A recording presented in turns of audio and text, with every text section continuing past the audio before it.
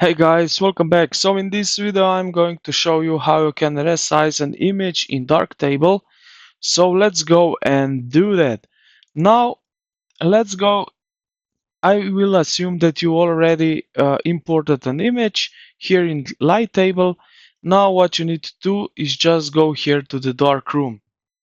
And you will see here on the left side a menu with snapshot, history, duplicate manager, and the last one is export. Now here you will see, if you take a look, you will see on global options, you will see set size in pixel for file. So if you type in something like that and let's go with that.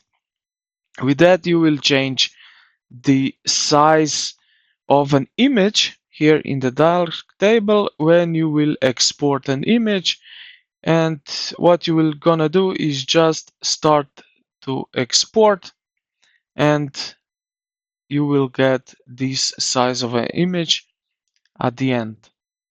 So if you do that, the one really want to continue, yes, export image. All right, now we just need to, and like that, we have this image right over here. So I hope this video helped you out. If it did, consider to like the video and subscribe to the channel. Thank you for watching, and I will see you in the next one.